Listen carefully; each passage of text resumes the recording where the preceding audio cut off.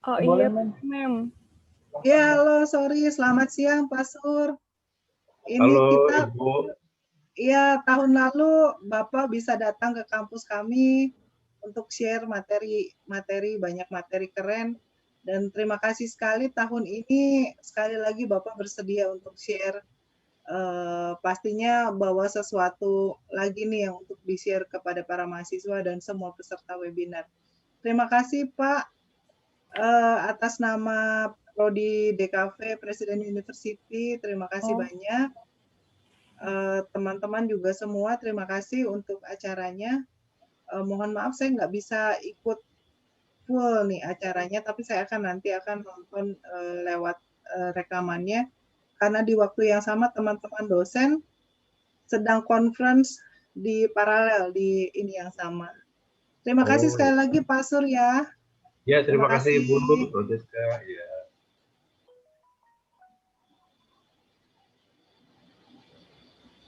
Oke, mungkin bisa perkenalan dulu Pak. Boleh nggak sekalian sama materi saya karena ada di dalam. Oke, boleh. Oke. Waktu dan tempat kami persilahkan Pak. Baik. Terima kasih teman-teman di Presiden University atas undangannya, kepercayaannya pada saya, pada Ibu Francisca, dan rekan-rekan dosen semua juga apa kabar? Sudah lama tidak bertemu. Senang sekali bisa melihat wajah Ibu lagi nih. Saya mohon izin untuk membagikan apa yang saya tahu pada teman-teman mahasiswa di Presiden University. Nah, baiklah saya akan mulai. Saya share screen ya. Iya boleh, silakan ya Pak. Ya, apakah sudah terlihat, teman-teman?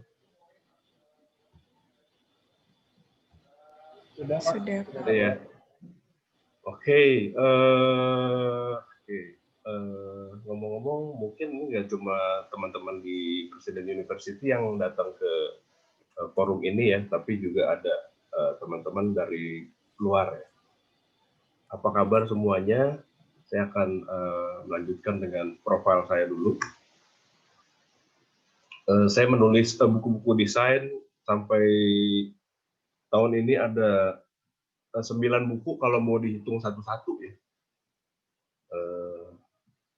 Dari layout, logo, huruf font tipografi, terus ini mari berhitung sisa hidupmu, bisnis desain, warna-warni, dan layout buku 1 dan buku 2. Oke, terus saya mendesain dari tahun 95. Kamu masih dipikirin, kamu belum ada kali. Masih dipikirin oleh orang tuamu gitu. Saya mendesain lebih banyak ke ke brand identity sampai ke web design ya. Kalau dulu tuh belum ada mobile, masih ada di desktop ya. Kita cuma ada web design saja. Waktu itu segala sesuatu masih sangat sederhana ya, nggak sekompleks sekarang. Ya, gitu. Terus saya juga mengajar, sudah 17 tahun mengajar. Ini di beberapa universitas swasta di Jakarta. Saat ini mengajar di Gading Serpong sama di seberang itu loh, terminal Grogol. Tapi bukan yang sering tawuran ya, yang sebelahnya. Tahu ya? Depannya ya iya, semuanya depannya universitas ya. Ya pokoknya itu kuis dari saya. Ya, kalau kelasnya ribut, saya biasa cuma kasih dua pertanyaan. Apakah cita-cita saya, lalu untuk apa saya kuliah cuma 2 ini, lalu tiba-tiba kelas langsung sunyi senyap karena semuanya introspeksi diri. Nah, barulah setelah itu saya mudah mengajarnya. Gitu ya. Nah, saya menyeminar seperti ini sudah cukup ya, banyak ya di yang biru ini di kampus-kampus. Terus yang ini, yang merah di kementerian, yang terakhir ini di perusahaan swasta. Lebih banyak soal DKV sama marketing, pemasaran, promosi. Oke, kita lanjut. Nah, ini sebelum kita mulai nih ada peringatan untuk yang menonton. Jadi yang materi yang dibahas di sini bersumber dari teori branding dan berbagai buku dan artikel, tapi contoh-contohnya yang digunakan bersumber dari pengalaman pribadi pembicara ya, dari saya sendiri. Terus nomor 2, Anda tuh baru naik gunung mungkin ya, mungkin ada yang sudah lama di desain juga, tapi banyak yang mahasiswa tuh baru naik gunung, baru memulai usaha mungkin, sedangkan saya sudah turun gunung nih, jadi kita beda. Gitu. Jadi sambil nonton presentasi ini perlu diingat perbedaan tersebut, karena belum tentu semua cocok diaplikasikan untuk Anda ya. Jadi jangan telan mentah-mentah, Anda harus ambil yang penting buat Anda gitu, sendiri gitu ya. Terus seumpama ada suara tukang bakpao harap dimaklumi karena beliau keluarnya sekitar jam segini karena rumah saya bukan di kompleks. Jadi berisik gitu. Jadi nanti kalau ada suara-suara tukang-tukang mohon dimaklumi. Ya itu saja peringatannya. Kita santai aja ya, jangan tegang banget gitu. Kelihatan sih ngeliat muka kamu, jangan-jangan belum makan atau apa. Ya kita santai aja. Kita mulai. Oke, personal branding ini adalah satu topik yang saya sangat suka sekali gitu. Karena saya sudah menjalaninya sudah cukup lama dan bikin materi ini sangat menguras energi saya karena saya jadi ngumpulin lagi materi-materi yang dulu saya pernah kerjain, terus mengcompile lagi, saya sudah sampai mana, jadi saya kayak introspeksi lagi pas bikin materi ini.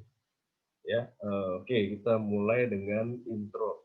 Mitos dan fakta personal branding. Ini perlu tahu dulu sebelum kita langsung belajar tips-tipsnya segala macam ya. Jadi tahu dulu mitos faktanya apa sih. Oke. Ya. Jadi ini mitosnya adalah satu, tujuannya supaya terkenal. Tuh salah banget. Salah banget. Supaya terkenal mah kamu jangan, nggak usah personal branding, langsung aja bikin sesuatu yang gila di jalanan, buka baju gitu ya, di jalanan, Anda langsung terkenal. Bukan personal branding. Faktanya adalah tujuannya agar jadi orang yang lebih baik, itu ya tujuannya. Jadi jangan salah, bukan untuk jadi terkenal. Terkenal itu mungkin efeknya ya, setelah kamu punya personal branding yang baik. Mitosnya palsu, munafik, bungkusnya bagus tapi isinya beda. Ngapain sih personal branding? Bohongan tuh. Gitu. Itu juga salah sekali. Nggak palsu, tapi kenyataan. Yaitu belajar untuk jadi lebih baik lagi. Ini 2 kali yang saya tulis lebih baik. Belajar lebih baik. Ya. Jadi, bukannya palsu. Mungkin belum kesampaian itu harapanmu belum kesampaian, tapi kita berharap, kita belajar juga untuk menjadi lebih baik. Itu. Jadi personal branding itu bukan sesuatu yang sudah kamu capai, belum tentu, tapi kita belajar mencapai itu. Ya. Ini adalah proses, bukan fakta yang sudah ada. Egois dan narsis, apa yang bisa saya pamerkan dari diri saya? Ini sih nggak perlu branding lagi kalau untuk egois dan narsis. Bahkan sebetulnya kamu sudah melakukannya juga kalau egois dan narsis mah gitu ya. Mau makan apa difoto dulu, diposting ke Instagram, normal aja kan itu sebetulnya gitu ya. Tapi bukan ini untuk personal branding itu. Tapi value, apa yang bisa saya bangun ya, untuk diri saya dan orang lain. Bahkan bukan untuk saya sendiri personal branding itu, tapi untuk orang lain juga. Cuma men-setting diri saya, ini salah, artinya yaitu berarti egois dan narsis itu. Tapi men-setting diri saya agar reputasinya baik. Artinya ada unsur eksternal yang dikaitkan, yaitu reputasi diri di mata orang lain. Ya. Untuk pegawai, nah ini kalau ini untuk pegawai, bukan untuk orang perorangan. Kesannya nggak loyal ke perusahaan karena punya personal branding sendiri. Itu juga salah. Justru kalau personal branding karyawan yang baik akan menguntungkan perusahaan. Kalau kamu kerja di kantor, justru kalau kamu bagus personal brandingnya, menguntungkan perusahaan. Nanti kan pasti ditanya-tanya orang kerjanya di mana ya. Nah, gitu ya. Perusahaan akan kena positifnya. Oke, itu nomor 1. Kedua, intro lagi masih manfaat personal branding. Ya, oke, ini mulai seru nih. Ya. Jadi manfaat branding secara umum ya adalah memenangkan persaingan. Ya. Jadi kalau kita melihat barang-barang yang dijual di pasar ya tradisional atau tukang sayur keliling ya, ada kelompok barang yang dijual cuma ditebar gitu aja ya di lapak atau dibungkus plastik tanpa merek gitu. Contohnya ini ya gula, sembako, sayur, daging, itu beras ya. Itu namanya barang-barang komoditi. Komoditi. Nah, komoditi itu di lapak yang satu ya. Terus kamu pergi ke lapak lainnya sama. Contohnya gula ya, gula plastikan ini ya. Kalau kamu cari di tempat lain ya begitu juga gitu ya. Sayur ya sama. Emang ada sayur emas gitu. Ya, sama semua sayur mah buah, daging sama aja. Itu namanya komoditi. Ya. Gulanya sama dibungkus plastik, terus putih kekuningan warnanya, kualitasnya sama, semuanya juga manis gitu. Emang ada gula yang nggak terlalu manis? Nggak ada gitu ya. Ya. Nah, harga juga nggak jauh beda. Kalau belinya, jadi kita belinya tuh berdasarkan apa? Kalau sama semua gitu. Faktor apa yang kita pilih? Ada gula 1, gula 2, gula 3, diplastikin semua. Faktor apa yang dipilih? Faktor harga ya, harga. Jadi yang paling murah aja dicari gitu ya. Nah, kalau komoditi begitu sifatnya, yang paling murah yang dicari. Oke. Beda sama ini kan? Ini gula juga, ya. Sama gula, cuma nggak dibungkus plastik doang. Terus ada iklannya keren banget, ya. Terus dibikin tagline, dibikin promosi, dibikin edukasi bahwa manis itu bukan produk, itu hidup itu manis. Jadi tagline-nya manisnya hidup, ya.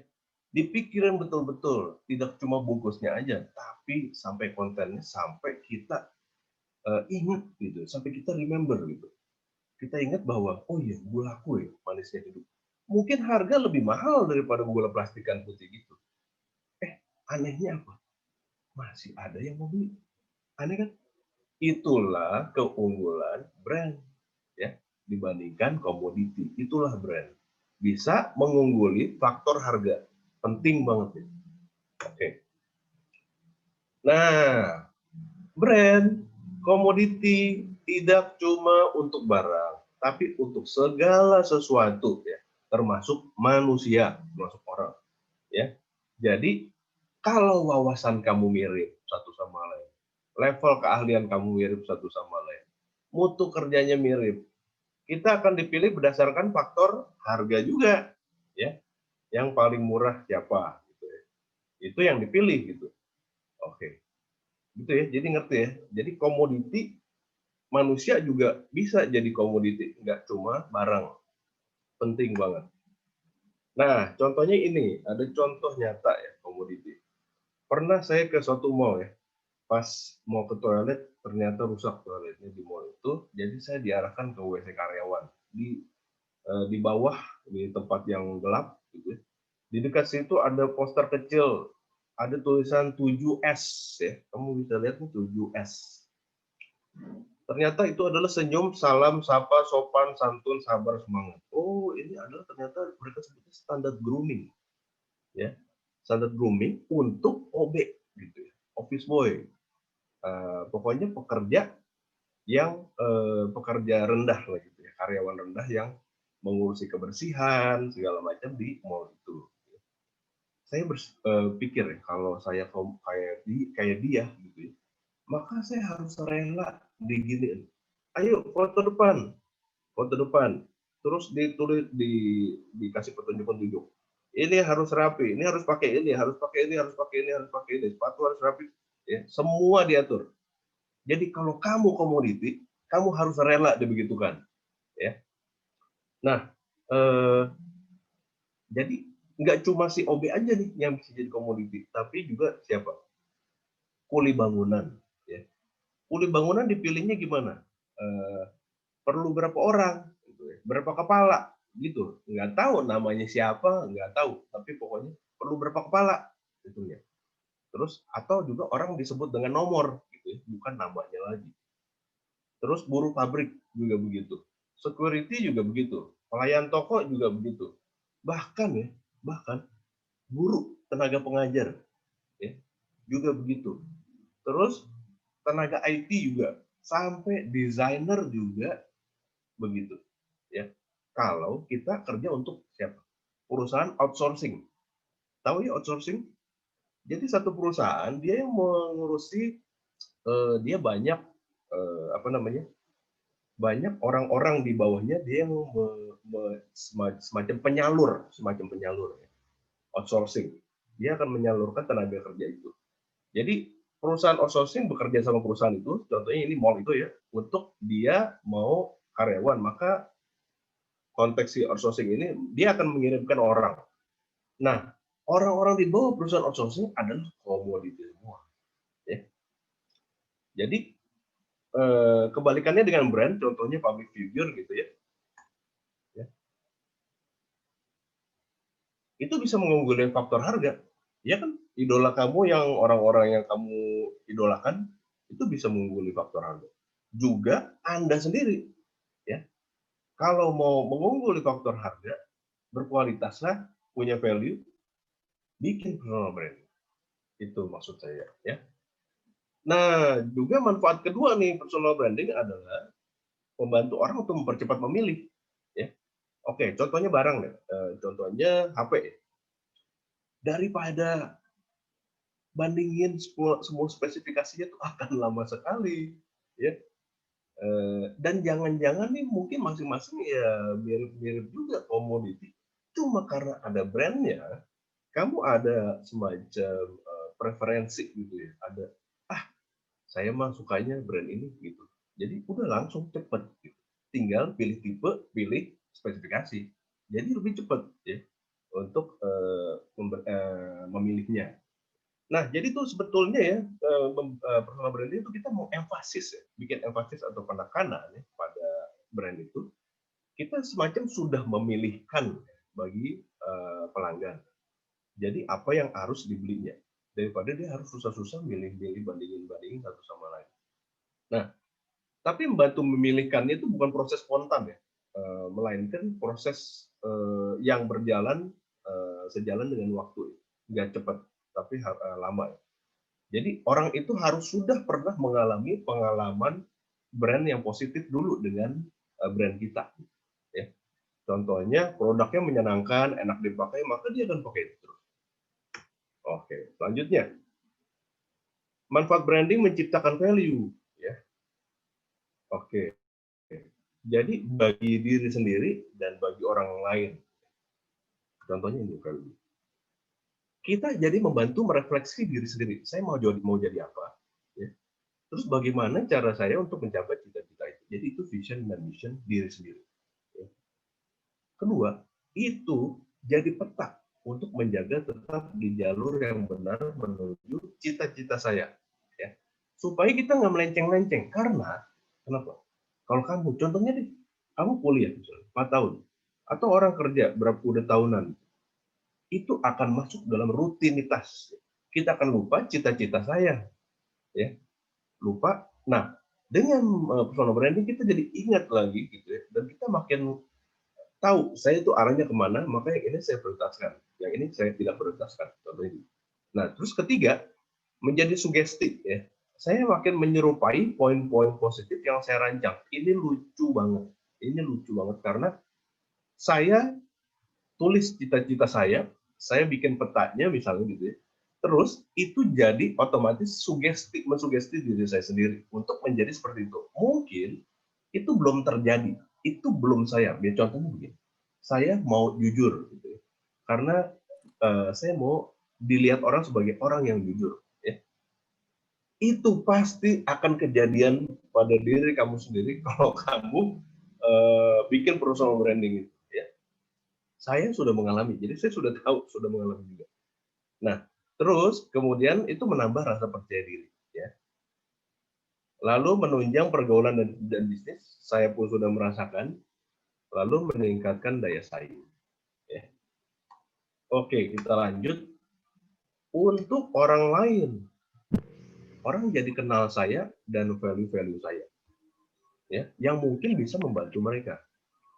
Kemudian saya bisa membangun orang lain lewat personal branding saya. Ketiga, mendorong bisnis orang lain itu ya. Contohnya buku saya itu kan saya brandingkan gitu ya. Lalu itu dipakai, dibaca oleh seseorang misalnya freelancer. Itu kan bisa mendorong bisnis mereka. Gitu. Oke. Oke, ini ada quotes. You don't need, ini bab berikutnya. You don't need a corporation or a marketing company to brand you now. You can do it yourself. Jadi kamu nggak perlu tuh perusahaan atau marketing company gitu ya untuk membrandingkan dirimu ya. Tapi kamu bisa melakukannya sendiri. Oke, let's brand yourself. Ini adalah tahap-tahap kamu bagaimana kamu bisa membranding dirimu. Nah, ini simple sekali. Saya cari yang paling simple. Cuma ada 6 tahap. Begitupun yang 4 ini yang penting ya. Yang 4 ini yang penting karena ini yang krusial. 2 ini sebetulnya cuma pengelolaan saja ya, memaintain. 2 ini memaintain. Jadi kamu perlu ingat nih 4 ini, ya. Oke. 1, 5W 1H. Tahu dong ya 5W 1H apa ya? What, when, where, who, apa lagi? Why. Satu lagi H apa? How. Ya. Nah, tapi nggak perlu dipakai semuanya. Ya. Yang penting ini 5W 1H ini. Apa yang di branding? Diri saya aja atau ada produk? Ada produk saya yang perlu di branding. Kalau saya sama produk, ada service juga nggak? Ternyata saya juga ada service, yaitu konsultasi, terus webinar seperti ini kan service betul, tapi bukan sesuatu yang utama. Terus mengapa di branding? Apa tujuan saya? Apakah untuk mendorong bisnis, ataukah mendidik publik, atau apapun, menolong orang, apa segala macam, terserah kamu. Siapa audiensnya? Ya. Klien, sesama desainer, teman sebaya, atau siapa? Ya. Kalau kamu untuk usaha desain kamu, ya mungkin klien. Siapa pesaing atau pembandingnya? Sesama desainer, produk sejenis, atau gimana? Gitu. Pesaing atau pembandingnya. Bagaimana kondisi pasar atau industri? Demand-nya gimana? Trennya gimana? Persaingannya ketat atau enggak? Gitu ya. Ini kita akan lihat satu persatu.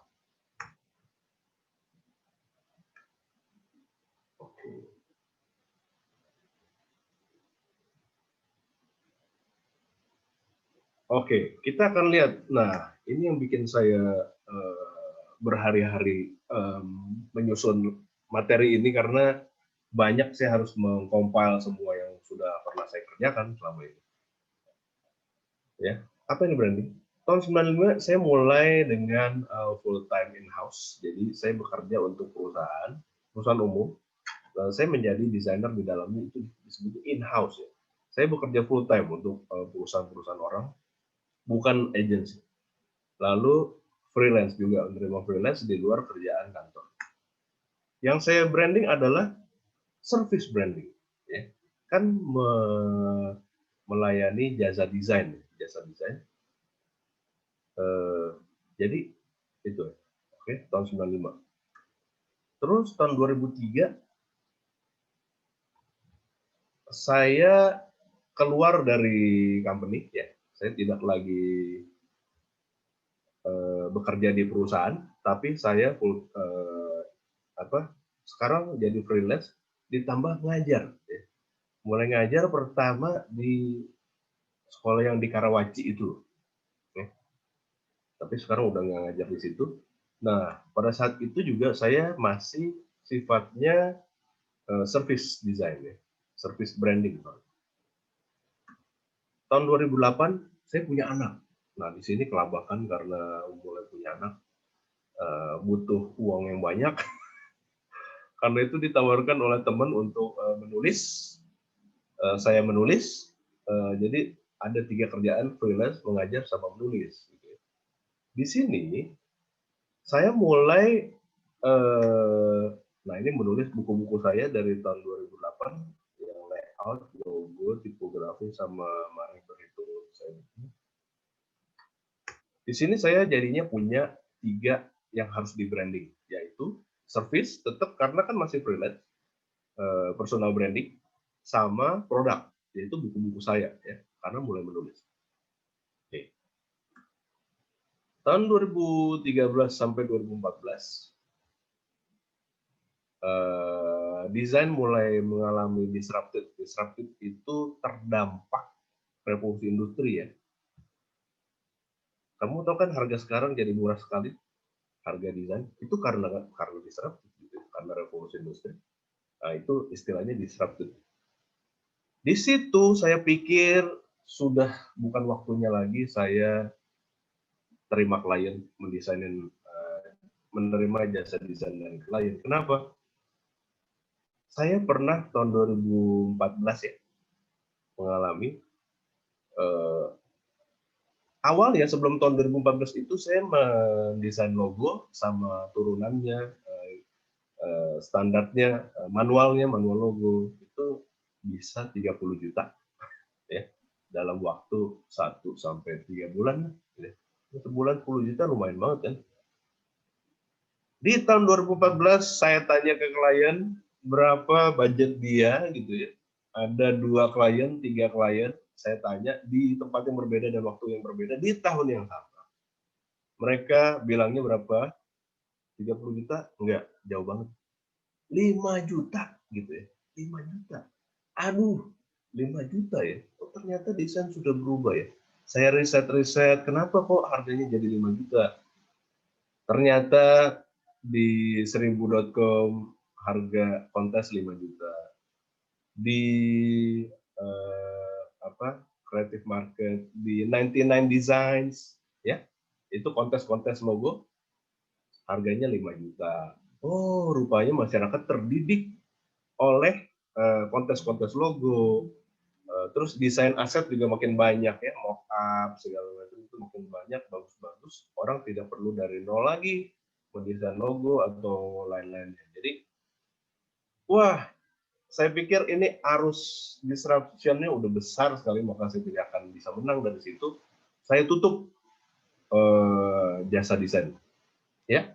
Lalu saya fokus mengajar dan menulis.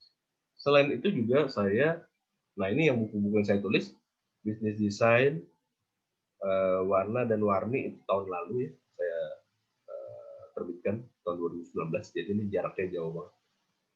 Nah, kenapa jaraknya jauh? Saya makin jarang menulis buku. Kenapa? Karena saya tidak fokus. Itu kesalahan, jangan dicontoh. Jadi saya memang mendesain brand, berpersonal branding sama produk branding, betul. Tapi saya juga bikin desain cooking. Jadi sama desain. Desain cooking ini adalah event, acara desain ya. Acara desain.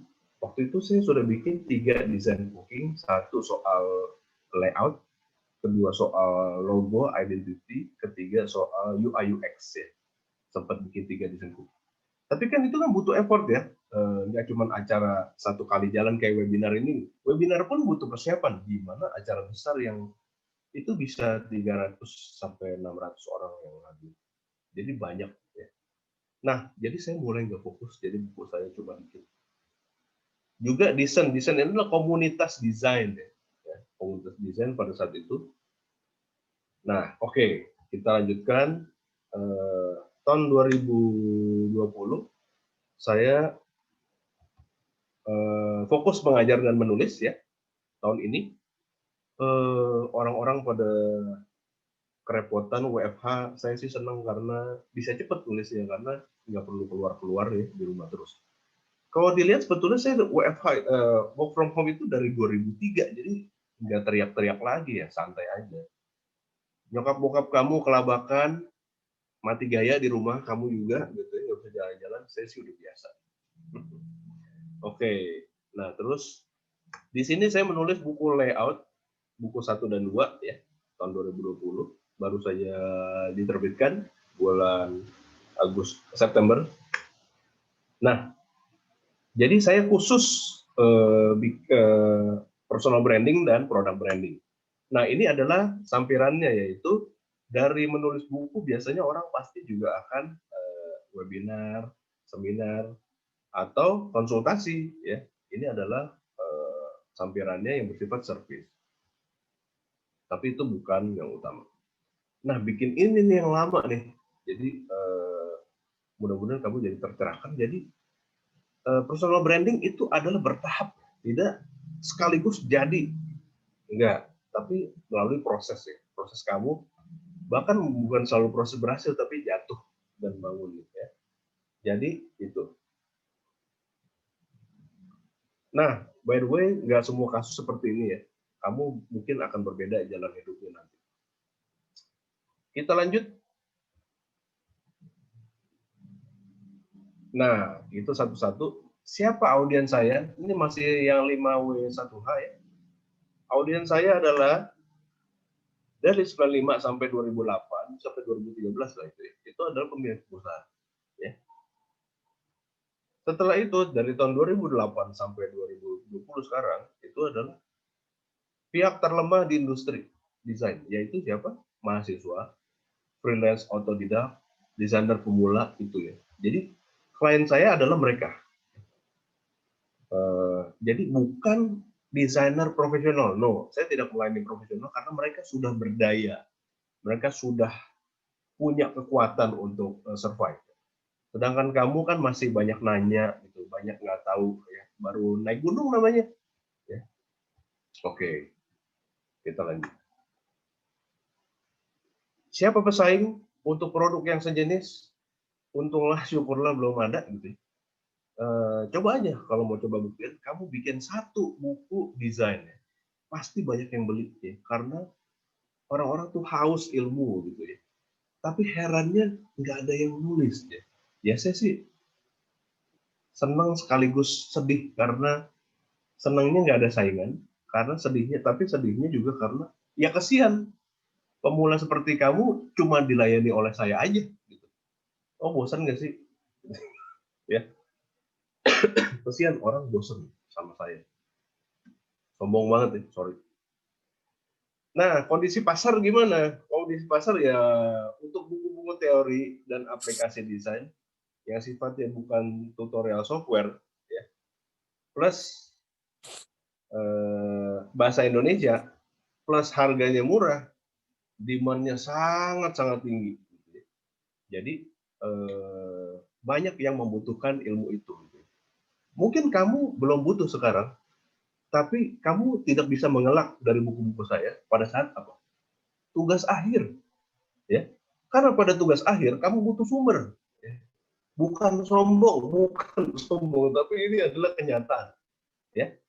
Mahasiswa yang tadinya nggak pernah baca buku-buku saya, tiba-tiba harus beli, harus baca, harus pinjam temannya. Begitu tugas akhir, ya. Oke, terbuktiin aja. Oke, berikutnya adalah determine who you are. Ini bab berikutnya. And what your brand is. And what you're not. The rest of it is just a lot of noise. Jadi, fokus ya. Jadi, tentukan siapa dirimu. Dan brandingmu itu tentang apa ya. Dan yang mana yang bukan kamu. Gitu ya. Jadi, kamu harus fokus. Sisanya adalah cuma berisik aja, kebisingan aja. Jadi, kamu harus fokus. Ya. Di sinilah kita akan ngomong soal brand differentiation. Brand differentiation adalah, namanya differentiation adalah pembeda ya, pembeda. Konsep atau ide unik yang membuat sebuah brand berbeda dari brand lainnya di pasaran. Ya, tadi kan kita udah 5W1H. Siapa gue segala macam, habis itu kita nyari saya di antara pasar itu, di antara pesaing saya, di antara teman-teman saya, kalau kamu masih luar, itu siapa? Nah, kita lihat. Nah, salah satu caranya adalah bisa dengan cara apa? Cari sifat-sifat orang yang kamu tidak sukai. Ya. Terus, kamu bikin di sebelahnya sifat yang kamu kebalikan dari sifat itu. Contohnya gitu. Nah, kalau saya gini nih, saya nggak sukanya orang yang sombong, orang yang gengsian, orang yang terlalu menyanjung levelnya. Maka saya maunya yang unik. Orang sombong udah banyak. Bener nggak? Yang jago, yang sombong banyak banget. Saya nggak mau kayak begitu. Saya mau yang rendah hati. Saya mau yang apa adanya. Ya. Terus saya dah di middle class aja. Ya. Kenapa middle? Dengan middle class, saya bisa ke bawah, saya bisa gaul ke atas juga. Itu ya. Terus yang mainstream, yang biasa nih, orang sirik sama orang yang berhasil. Ya. Itu biasa banget, umum. Ya. Dia nggak mau orang lain berhasil. Saya nggak mau kayak begitu. Ya. Orang yang berhasil menurut saya harus didukung. Gitu ya. Seperti dulu orang mendukung saya, bahkan sebelum saya berhasil. Ya. Jadi saya akan mendukung orang lain. Ya. Formal, kalau yang mainstream adalah formal, serius. Saya nggak mau. Saya santai, humoris, tapi seriusnya di mutu, soal mutu. Ya. Mutu kerjaan saya. Itu. Kedua adalah orang-orang yang lain adalah desainer. Itu biasa banget. Kalau saya, desainer juga, penulis juga, pengajar juga. Desainer pengajar juga mungkin banyak, tapi yang nulis siapa?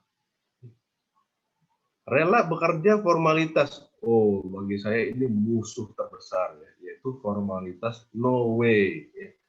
Sebetulnya kalau saya bisa ngomong jorok, saya akan ngomong jorok kasar sekali soal formalitas, karena saya benci sekali itu. Karena no value at all. Ya. Talented. Kalau saya multi talented, ya, karena saya senang belajar apapun. Oke, itu contohnya. Jadi brand differentiation bisa dicari lewat kamu nggak suka apa, kamu bikin yang kamu suka apa. Maka disitulah kamu bedanya sama teman-teman kamu. Ya. Ini kan yang soal personal branding ya. Oke, bawahnya adalah soal produk branding saya. Contohnya begini. Untuk produk-produk saya, yang banyak tuh di pasar itu buku software, ya, tutorial, atau buku impor. Nah, kalau saya buku teori dan aplikasi desain, ya, bukan buku tutorial, bukan buku impor tapi lokal. Terus bahasa Indonesia, kalau buku software ya, kalau buku impor kan bahasa asing, ya. Kalau saya bahasa Indonesia dan harus bahasanya awam banget.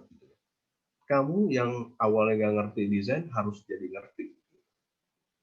Terus banyak gambar dua-duanya. Ya saya juga banyak gambar sama infografik, sama tipografi, sama apapun. Jadi segala macam cara yang menyenangkan itu saya pakai. Kenapa? Saya sendiri nggak suka baca teks yang kebanyakan. Ya. Dari sejak lahir sampai sekarang tuh nggak pernah baca buku novel habis. Nggak pernah. Ya. Karena nggak suka teks. Tapi begitu dikasih buku komik, langsung dalam setengah jam juga kelar. Itu kan kita ya. Karena kita orang-orang visual kan. Lah, kalau begitu, jangan kasih orang teks, jangan kasih orang sesuatu yang kamu nggak suka. Kasih yang orang suka lah. Ya, seperti kita. Harga bukunya, kalau buku software di bawah 100.000 mungkin ada. Sedangkan harga buku-buku impor berapa? Mahalnya minta ampun. Harga buku saya di bawah 100.000 semua itu sudah wajib bagi saya ya. Jadi bukunya misalnya akan tebal pun saya bagi dua bukunya, jadi masing-masing di bawah 100.000, sehingga mahasiswa, orang-orang yang terendah, terlemah di komunitas kita itu bisa beli, bisa nyicil, ya. Itu maksudnya. Jadi gitu ya. Terus ke berikutnya adalah beli putus ya.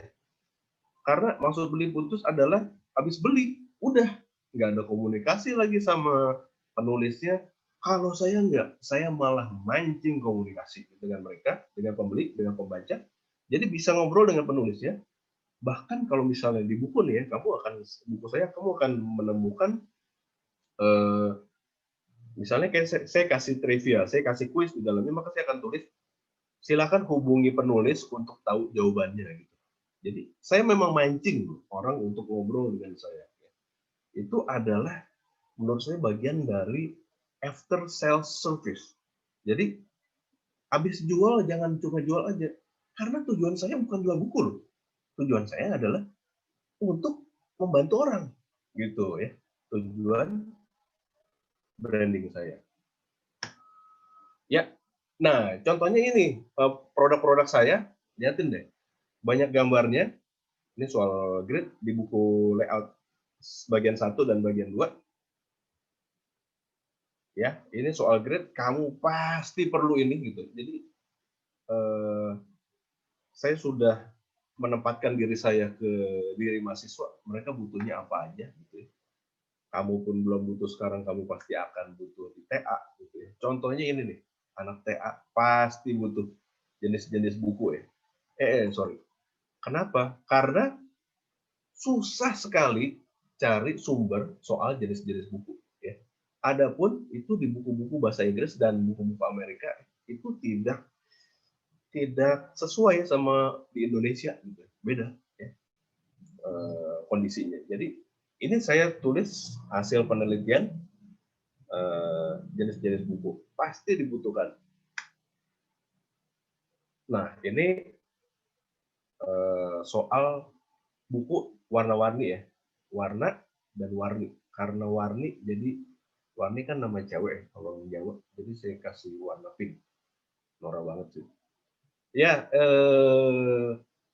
di buku warna-warni itu juga full dengan topik-topik warna. Contohnya ini adalah makna warna kuning, warna hijau, dan semua warna. Ya. Ditulisnya saya pakai peta. Karena apa? Simbol warna itu bagi negara-negara, bagi kebudayaan-kebudayaan beda-beda. Ya. Contohnya warna kuning. Bendera kuning kalau orang meninggal di Indonesia itu mana ada di tempat lain, coba bendera kuning ya. Janur kuning mana ada di tempat lain. Nah itu kan beda warnanya, maknanya beda gitu. Itu saya tulis dengan peta gini nih, kan orang jadi gampang melihatnya gitu. Nggak cuma teks saja membosankan, ini juga warna hijau gitu. Nah ini juga warna itu punya kepribadian ya. Nah saya gambarkannya dengan ini contohnya. Anak kecil gini nih ya, itu saya menggambarkannya dengan warna-warna ini yang feminin, yang aktif gitu ya.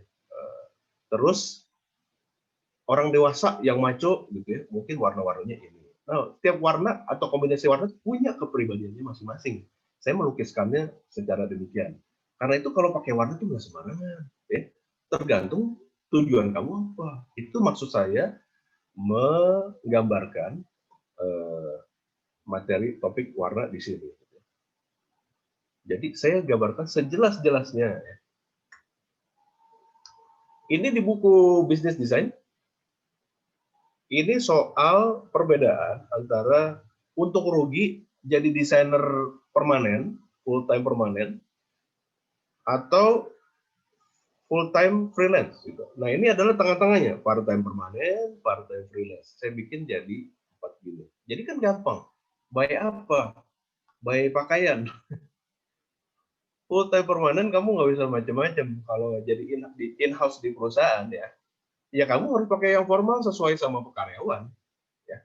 Terus begitu part time permanen ya mulai semi formal ya. Ini juga part time freelance nggak pakai dasi, apalagi full time freelance santai aja udah ya.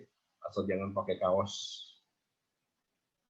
Ya yang penting tetap rapi ya, itu maksud saya ya.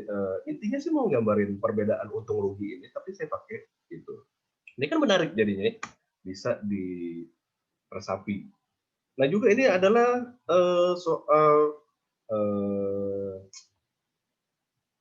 flowchart ya, flowchart ini ada diagram untuk menentukan deadline super ketat dari klien ambil atau tidak gitu ya. Misalnya klien. Nah ini menentukannya gimana? Ada iya atau tidak? Kalau iya, apakah tanggal deadline masih realistis? Ya, ambil. Gitu. Kalau enggak, apa saja value yang bisa didapat dari proyek itu? Oh, macam-macam. Oh, ini ke sini, oh, ini ke sini. Ini saya gambarkannya dengan mudah. Tidak tekstual. Kamu bisa bikin dengan teks, tapi apakah menarik gitu? Jadi saya menyajikan yang orang suka. Disitulah bedanya buku-buku saya. Nah ini buku yang aneh, ya. Ini bukan buku desain, tapi saya desain dengan baik. Judulnya Mari Berhitung, Sisa Hidup. Ini serem banget gitu. Isinya bukan agamis, kalah udah enggak, tapi universal ya. Yaitu contoh curhat hidup saya gitu ya, yang mungkin cocok sama kamu. Waktu kecil kita kan sering diginin banget nih sama orang tua ya. Bener nggak sih? Jangan hujan-hujanan nanti sakit. Aduh, sering banget. Harus nurut ya. Terus atau bahkan mungkin kamu ada yang disebut ini gitu ya. Kalau saya puas dengan istilah bodoh. Untungnya saya bisa keluar dari cangkang itu dan bisa membebaskan diri. Gitu. Nah, jadi ini saya pakai untuk menggambarkan stempel-stempel, cap-cap yang dari dulu kita sering terima dari sejak kecil. Nah, ini juga saya bikin ini infografik yang kocak banget, kocak sekaligus miris. Kenapa? Jadi ini adalah gaya tidur di tempat kerja. Jadi kalau siang itu dulu ya waktu saya kerja sama di kantor, sering ngantuk banget gitu. Nah ini saya tulis gaya-gaya tidur, ceroboh. Ini yang nantang, ini yang ngumpet di bawah meja. Terus kursinya dirapetin, supaya nggak kelihatan orang. Ini most popular ya. Jadi seperti kerja. Ini yang ini teman saya ada yang bisa, tapi saya nggak bisa. Kenapa? Harus tegakin leher. Susah banget gimana sambil tidur tegakin leher. Nah yang ini adalah ini menghilang. Betul-betul kamu ngilang dari tempat. Kamu tidur misalnya di pantry atau di tangga kebakaran ya. Nah, kenapa mirisnya ini? Karena believe it or not, aku pernah melakukan semuanya. Ya. Jadi menyedihkan ya. Iya itu gabut ya, zaman dulu gabut. Jadi gue pernah melakukan semuanya. Jadi saya bisa tulis ini semua. Sekarang aku menertawakan itu. Ya. Kenapa? Nggak ada faedahnya, nggak ada value-nya. Mendingan gue cepet cabut dari kantor itu daripada kerja seperti ini ya. Oke, jadi itu cara saya bikin produk ya. Nah, bab berikutnya. A brand is simply a set of beliefs. And if you don't create a set of beliefs around your product or services, well, you're standing for nothing. You have no values and no vision. Jadi maksudnya tuh brand itu adalah seperangkat keyakinan, keyakinan kamu, kepercayaan kamu. Dan kamu tidak ada keyakinan ya atas produk atau service kamu ya kamu nggak punya apa-apa. Ya. You have no values, nggak ada value-nya, nggak ada untungnya. Ya. Jadi mendingan nggak usah. Nah ini kita ngomongin soal brand promise. Ya, brand promise itu apa sih? Brand promise adalah janji, ya. Janji atau komitmen kita, ya. Komitmen kita pada pelanggan. Ya. Yaitu benefit atau keuntungan yang akan didapat pelanggan jika memakai brand kita. Jadi ya contohnya itu. Jadi ini yang membuat kita kuat, gitu ya. Membuat brand kita kuat. Jadi kita perlu menangkap nilai-nilai yang bertebaran di sekitar kita, gitu ya. Contohnya untuk brand promise bisa, kalau saya sih pakai ini nih. Konyol banget. Dulu saya kerja di bank yang jelek banget logonya ini. Ya. Sekarang udah nggak ada nih Bank Bali. Sekarang diganti jadi Bank Permata. Ya. Bank Bali, tagline-nya keren banget, giving you the best. Ya. Aku tuh kepikiran terus ini keren sekali tagline-nya. Maka aku terinspirasi, itu aku pakai jadi brand promise. Ya. Nah, jadi kalau kamu pakai brand saya, gue akan kasih lo yang terbaik deh. Pokoknya gitu, ya. Memberikan yang terbaik. Ini nggak cuma sekedar tagline, tapi beneran kulakukan. Gitu ya. Terus ada lagi. Ini aku tulis nih namanya. Biar dia terkenal. Namanya Gunawan Tanubi. Ini adalah teman, ya. Waktu dulu kerja di Bank Bali juga, ya. Dia kalau bantu orang, kalau kita nanya apa-apa, full service, ya, full service. Jadi nggak pernah tuh ngebantu misalnya, wah gue nggak tahu gitu, atau aduh sorry ini gue lagi sibuk. Nggak gitu, lagi kerja, dia lepas kerjaannya, dia bantu kita, ya. Dia memang baik sekali perangainya gitu ya. Jadi kalau ngebantu jangan setengah-setengah. Itu aku pakai untuk brand Pramesku biar aku juga kayak begitu. Dulu gue nggak kayak gitu, tapi ya mudah-mudahan makin seperti itu ya. Jadi itu dipakai. Nah ini brand Prames si Suryanto Rustan itu. Jadi aku tuh mencerahkan atau menginspirasi, baik dari baca bukunya, nonton presentasi atau konsultasi. Nah, kamu mengharapkan apa gitu? Aku kasih lebih. Ya. Kalau ada yang tanya 5 baris, dia jawab 50 baris sampai paham. Jadi begini teman-teman, aku tidak menjawab sesuai kemampuanku aja. Enggak. Kalau lu nanya apapun, gua riset lagi. Ya. Gua pasti riset lagi. Apa betul begitu? Takut salah kan? Ntar kalau aku salah jawab, kamu salah. Jadi harus yang betul. Dan jawabnya lebih dari yang kamu harapkan. Ini aku bukan cuma tagline, ini beneran ya. Sampai orang bingung. Terus ada nih, satu kesan yang aku senang dari orang adalah, Pak, Bapak tuh daging semua. Daging semua maksudnya apa? Kayak sate. Makan sate. Kalau sate itu, kalau tukang sate yang kurang ini, dia kasih kulit sama jeroan gitu kan ya, lemak ya kan, yang kita nggak mau. Kita maunya mengharapkan daging semua. Nah, ada yang orang bilang, Pak, kalau Bapak daging semua, itu artinya gue ngasih yang dia mau, bahkan lebih. Ya. Kalau tidak bisa jawab, aku akan kasih link ahli atau referensi yang lain, sehingga kamu bisa pelajarinya lebih lanjut untuk keperluanmu. Jadi nggak lepas tangan gitu aja. Kalaupun misalnya nih, udah lama nggak ngabarin, aku tanyain balik, gimana? Udah bisa belum? Jadi minta update. Nah terus soal buku, kualitas buku pasti terjamin, bahasanya sederhana, menarik, tidak membosankan, hasil cetakannya prima. Terus buku seminar konsultasi mudah dipahami karena misinya untuk membantu orang, bukan kebanggaan diri atau kewajiban atau formalitas ya, teman-teman. Banyak sekali pembicara atau penulis buku yang sekadar untuk kebanggaan dirinya. Gitu. Saya berusaha untuk enggak gitu.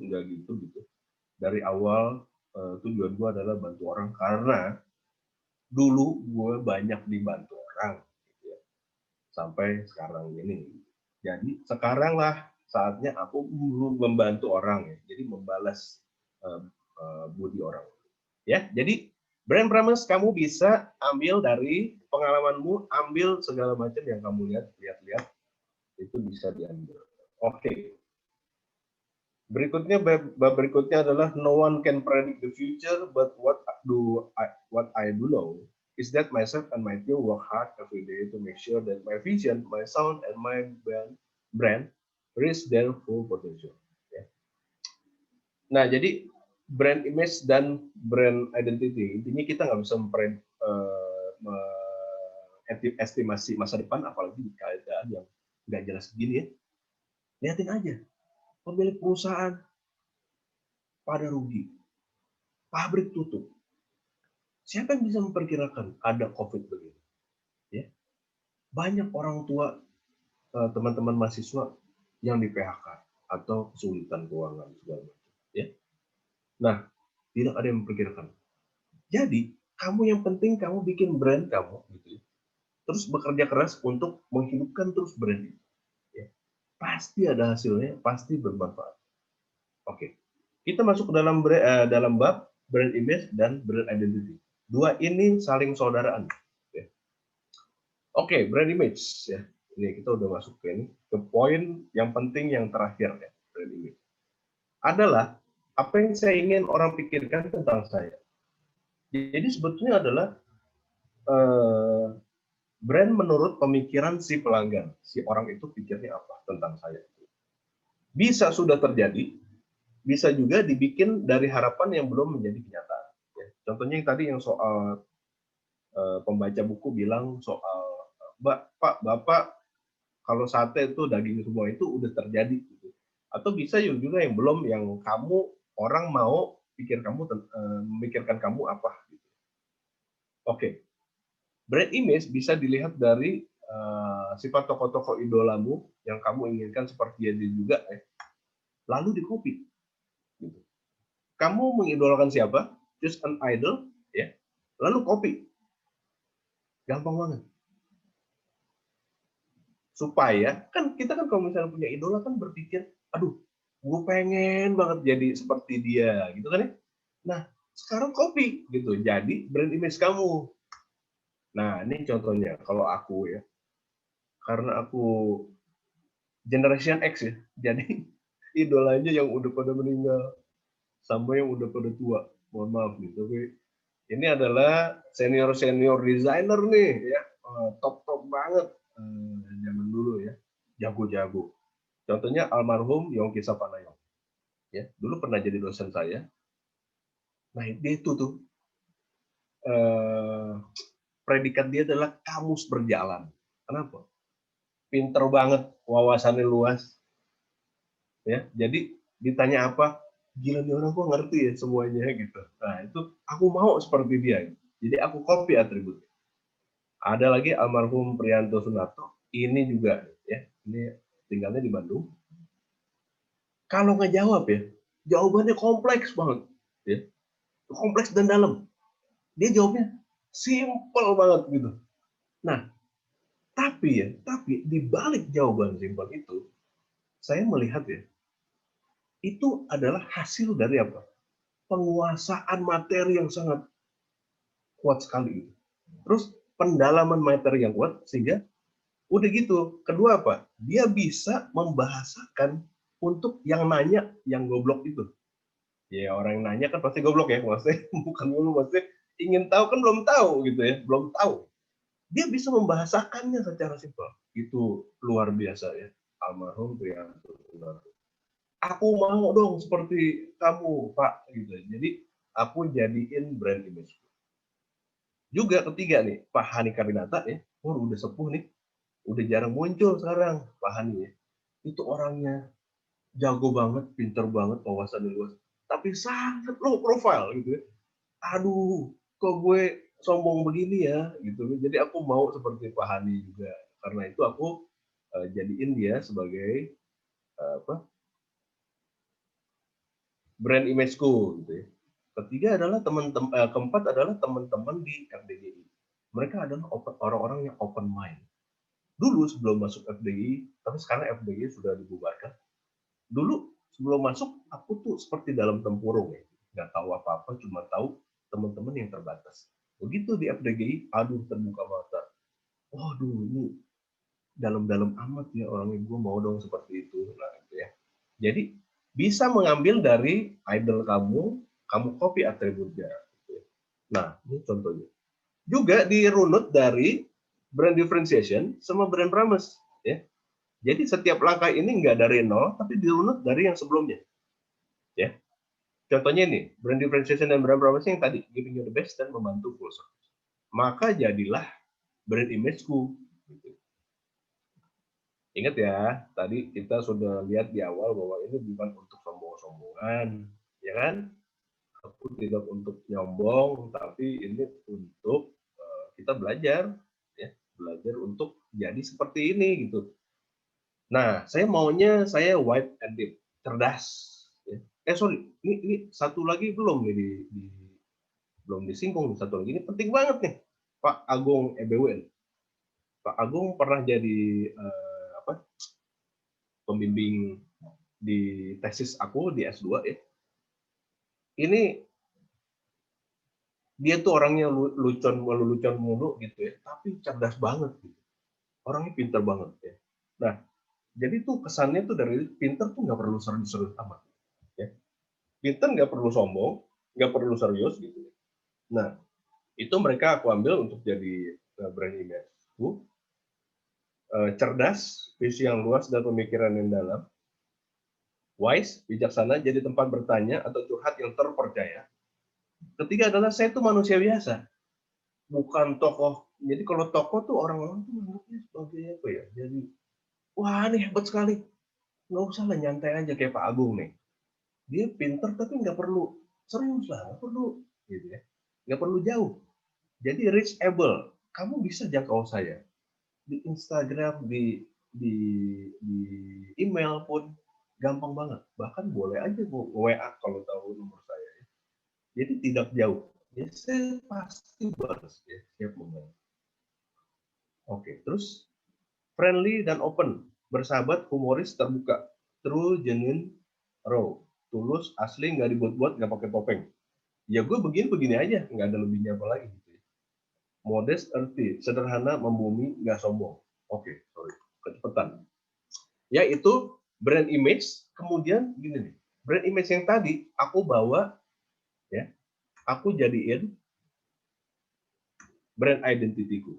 Brand identity adalah semacam gini, bagaimana saya men-setting diri di hadapan orang berdasarkan brand image ini. Gitu, ya. Brand image ini ada di benak orang loh, gitu ya. Maunya begini gitu. Nah sekarang adalah ini semacam visi, ini misi gitu ya. Brand image visi, brand identity misinya gimana? Oh saya harus setting gimana nih diri saya? Ya. Settingnya adalah ini semacam pengaplikasian brand image dalam wujud visual, komunikasi, sama perilaku. Ya. Kalau personal branding, gini ya, penampilan dari diri kamu sendiri, dari wajah, tingkah laku, maksudnya gestur, ya, posisi tubuh, communication, cara ngomong, cara nulis. Ya. Kalau behavior adalah perilaku, rajin kah, atau tekun, fokus, segala macam. Ya. Itu kalau personal.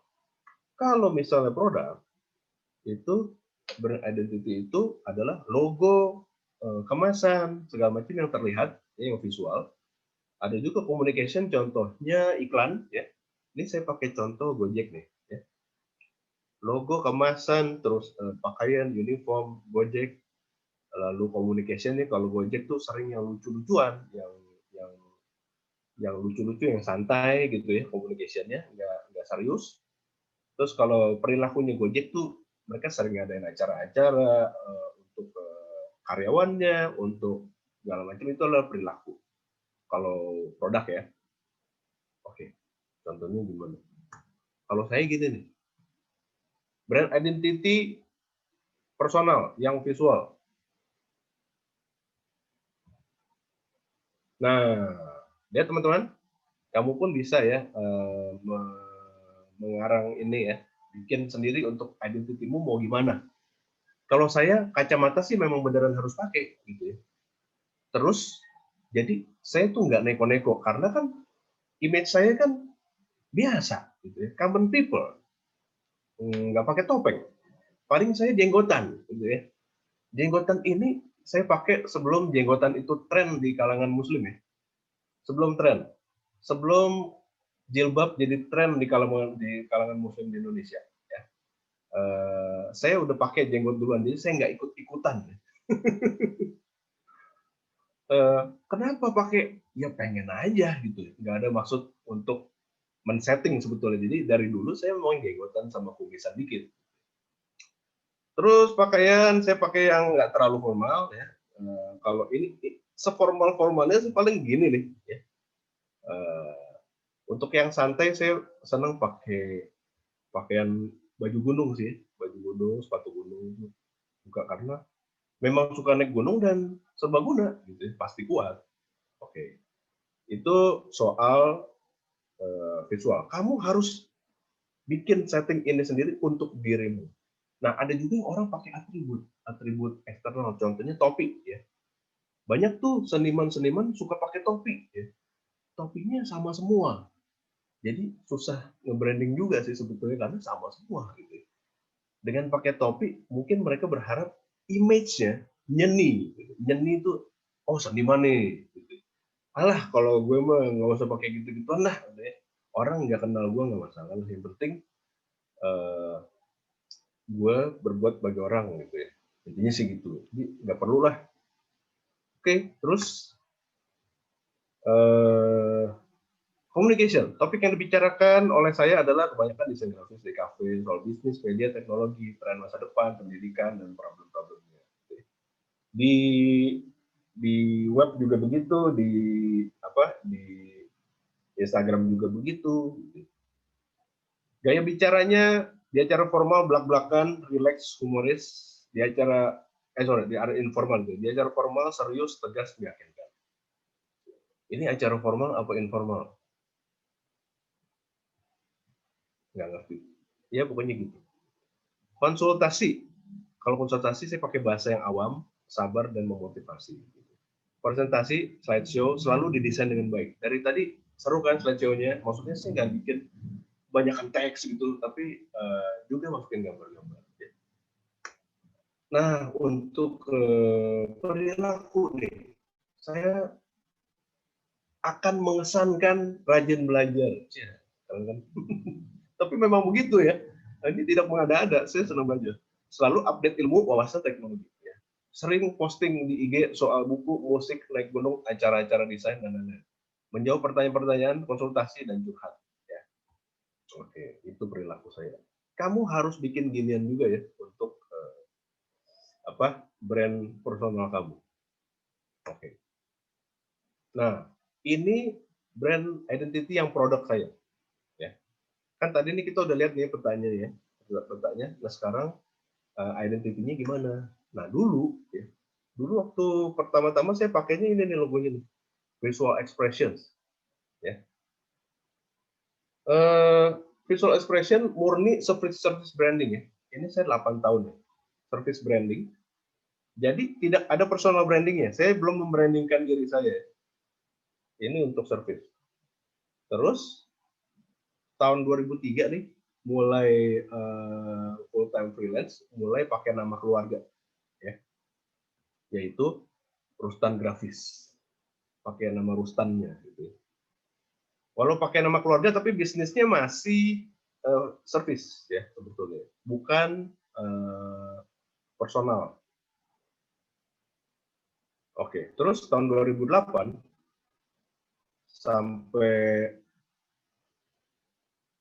tahun 2008 tuh mulai menulis, masih itu mulai produk branding ya, Nah, mulai bikin lagi identitas di 2013. Nah, saya mulai rubah identitasnya karena zaman udah berubah kan. Yang tadi saya nawar 30 juta, dapatnya cuma 5 juta tuh. Aduh, maka di saat saya tutup itu, saya mulai fokus ke ngajar dan menulis dan bikin acara-acara, saya ganti logo visual. Nah, ini tahun 2020, saya pikir perlu mempersingkat lagi, nggak Suryanto Rustan, tapi Rustan aja, gitu, dipersingkat lagi. Oke, itu contoh brand identity. Kalau ini sih mungkin kamu udah bikin juga ya, perorangan punya logo masing-masing. Oke, kita bahas nih satu-satu nih. Soal visual expression itu udah dipakai sejak zaman kuliah ya. Jadi kayak kamu nih masih kuliah nih, saya udah pakai ya. Karena teman-teman juga pada bikin gitu ya. Warnanya masih BW aja, terus jenis brandnya service brand. Ini penerapannya di website saya zaman dulu nih, Visual Expressions ya.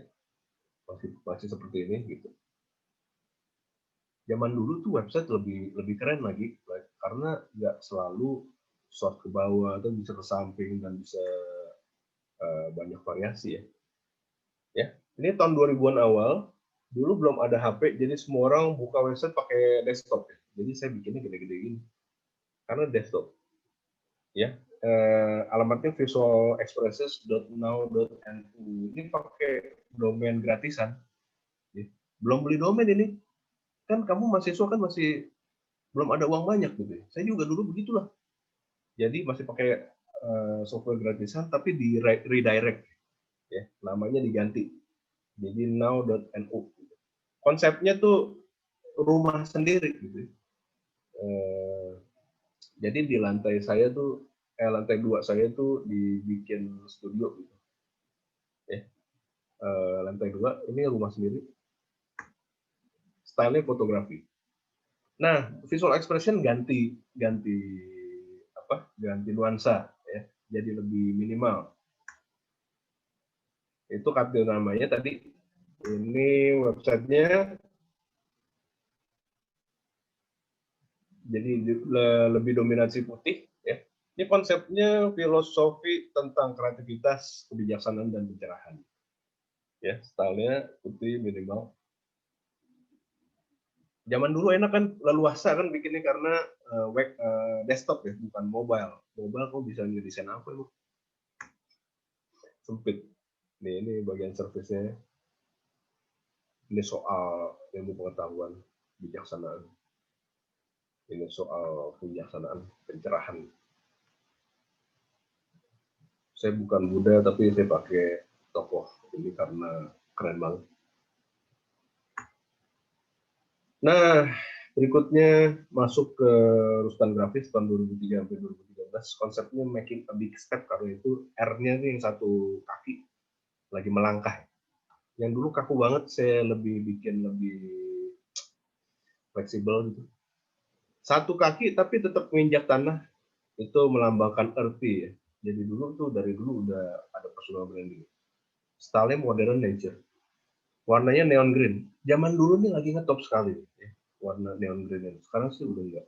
Jenis brandnya service brand.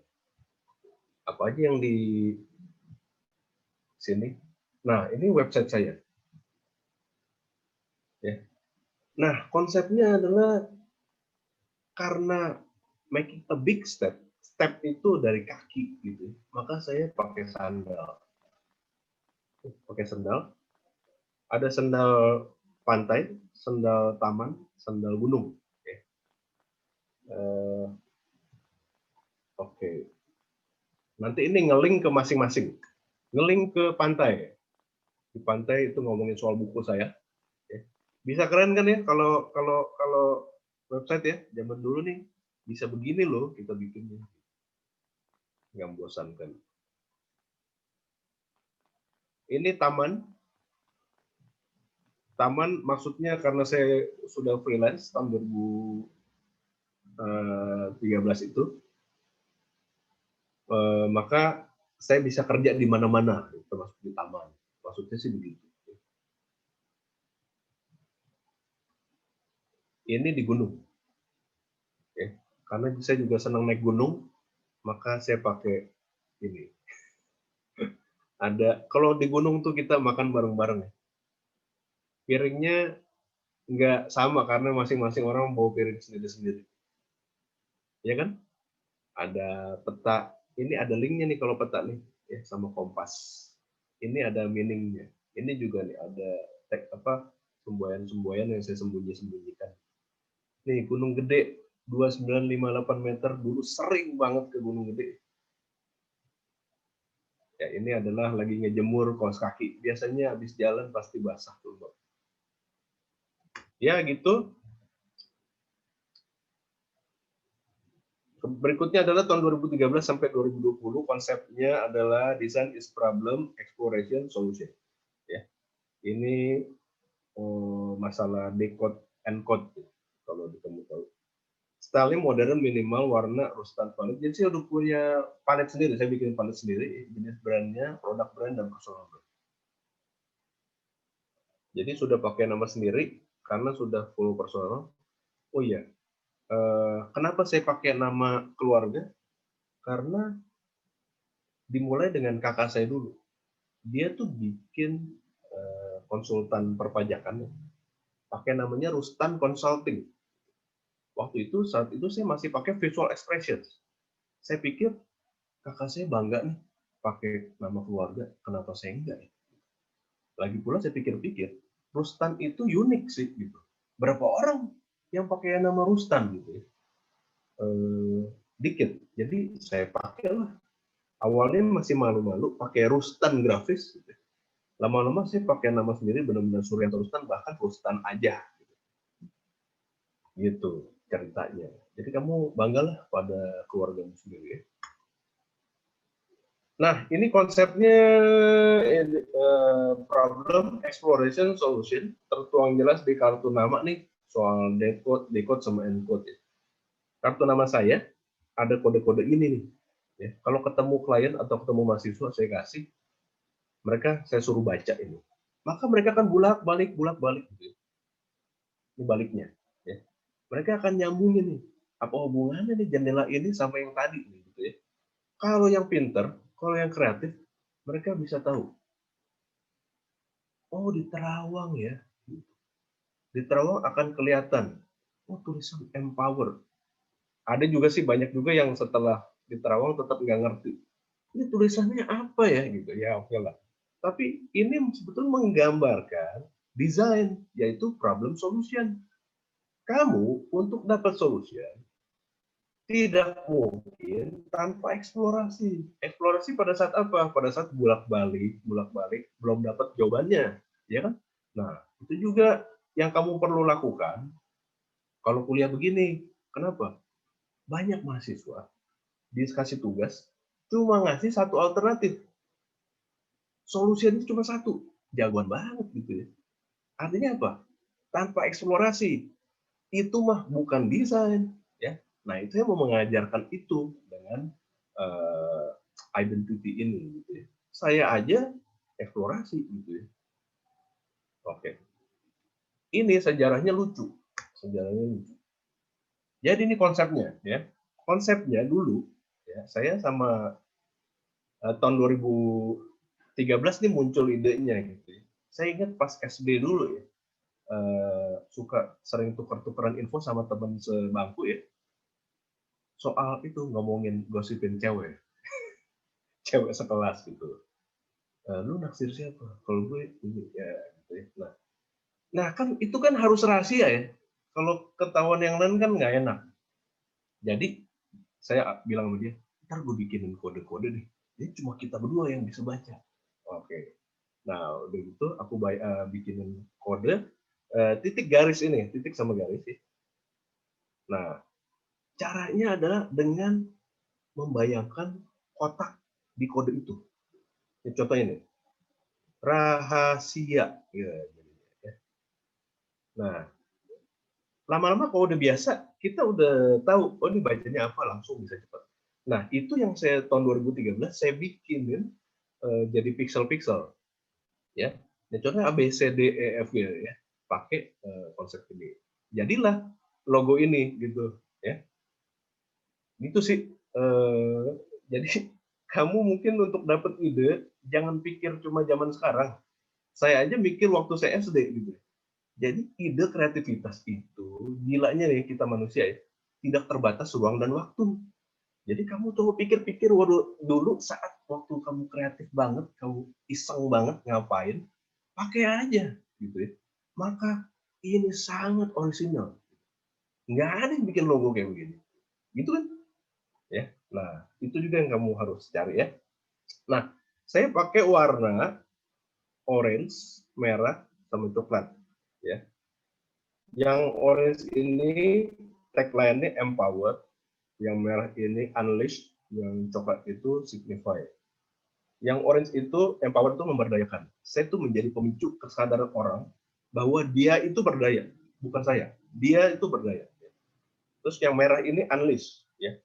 Begitu orang jadi berdaya, dia jadi berdaya untuk membuka ikatannya sendiri.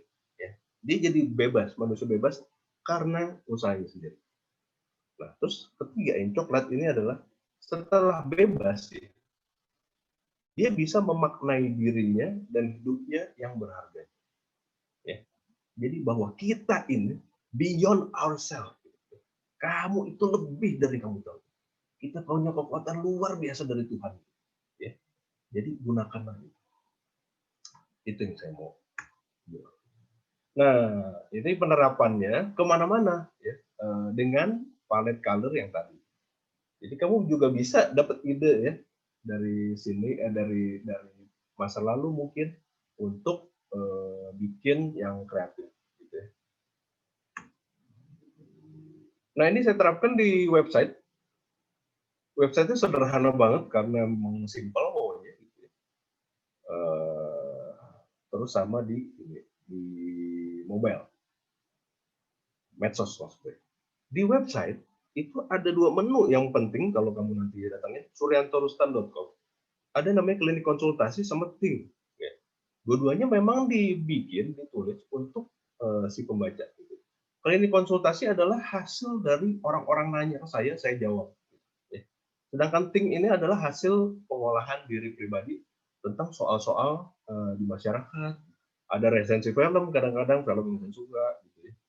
Silahkan kamu nanti datangin ke konsultasi sama Think. Nah, ini yang tadi tuh kamu contoh lah semua gitu ya. Yang ini jangan dicontoh ya. Ini IG saya ya. Feed-nya lihatin. Sangat acak-acakan, sangat campur aduk ya. Jangan dicontoh nih, saya kasih catatan. Ya. Kayak pasar ya, kayak pasar. Jadi kadang nih ya, saya ngepost ini kalau diperhatikan, ini soal Festival Seni Siswa Nasional. Ini saya jadi juri di situ ya, tiap tahun. Jadi saya kadang-kadang ngepost ini. Ada lagi ngepost soal gunung. Ya. Kan kemarin kangen banget tuh karena WFA nggak bisa naik gunung. Jadi saya posting, bikin videonya, ya. Campur-campur. Dangdutan, gitu ya. Soal Orkes Perjaka Madu. Ya. Itu nama orkes saya. Orkes Perjaka Madu. Ya. Bukan orkes lucu-lucuan, ini serius nah, dangdut yang serius karena alirannya dangdut progresif ya. Bukan lucu-lucuan, bukan pakai biduanita yang seksi-seksian enggak. Kita serius berdangdut ya. Mau tahu apa lagunya? Silahkan ke Spotify ya. Udah ada di sana. Orkes Perjaka Madu. Silakan. Oke, terus itu jadi, nah sebelah kanan nih pada saat saya buka pre-order buku saya yang baru yaitu layout. Ya. Nah, ini sebetulnya kan acak-acakan pasar gitu. Tapi dalih saya adalah apa adanya gitu. Kan saya apa adanya gitu ya. Enggak di orang kan dibagus-bagusin gitu. Itu hidupnya atau hidup orang lain sih gitu. Ya, kalau saya ya memang begini hidupnya gitu ya. Tidak dibuat-buat. Nah, yang lihat jadi bingung dan mikir ini orang siapa sebetulnya. Ini siapa ya? Tapi saya senang-senang aja kalau tidak bisa diklasifikasi. Senang banget. Kenapa? Kita itu dari kecil sudah dicap, sudah distempel. Kamu rajin, kamu bodoh, kamu kayak gitu kan ya. Sampai sekarang sampai gede juga distempel. Bahwa dosen harus musiknya jazz, ya. Dosen harus musiknya rock. Mana ada begitu, ya. Jadi orang bingung. Ini orang Chinese atau pribumi gitu. Kok Chinese kok tapi sukanya dangdut? Nggak mungkin nih. Naik gunung lagi. Nggak mungkin Chinese suka naik gunung. Contohnya kayak gitu ya. Terus Chinese kok dangdutan? Terus dosen naik gunung. Dosen dangdutan. Nggak cocok semuanya. Ya. Terus hari ini naik gunung kok tahu-tahu ada pre-order buku ya?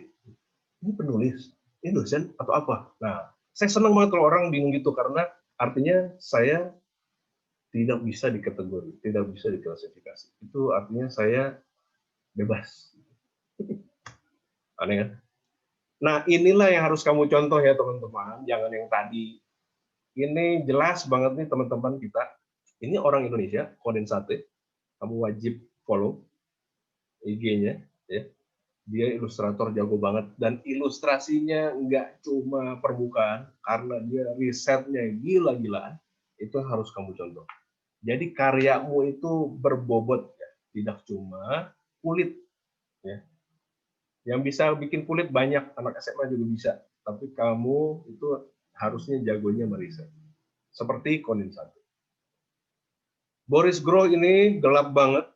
Dia itu orang desainer dari Ukraina, kalau nggak salah. Ya. Memang gambar-gambarnya juga selalu monster apa segala macam. Tapi konsisten. Ya. Gelap ya gelap, gotik ya gotik. Beda lagi dengan Lauren Sorlet. Lauren ini sangat ceria, cewek banget, cinta, kasih, ya gitu deh. Ya, cewek banget deh pokoknya. Kamu follow ya semuanya ya, terus lihat mereka kayak gimana.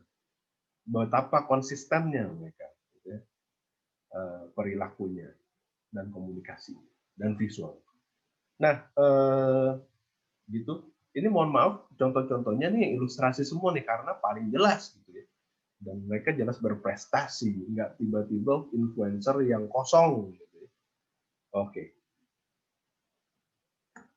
Jadi image-nya jelas di benak publik. Oke, kemudian adalah topik yang sifatnya applying, managing, protecting, dan monitoring. Ini dua topik terakhir yang tidak core sifatnya, tapi pengelolaan. Ya. Contohnya nih, applying, managing, protecting. Applying proses menerapkan brand identity ke segala media dan platform. Managing itu proses mengelola brand, yang paling penting adalah konsistensi brand identity. Ya. Yang ini nih. Ya. Jadi antara personal, visual, communication behavior, dengan brand-brand yang lain yang kamu punya, misalnya bisnis kamu, service kamu, kalau saya produk, visual, communication behavior, itu harus saling unity, ya, harus konsisten. Saya ngomong jujur misalnya sebagai personal, saya harus juga jujur di produk-produk saya.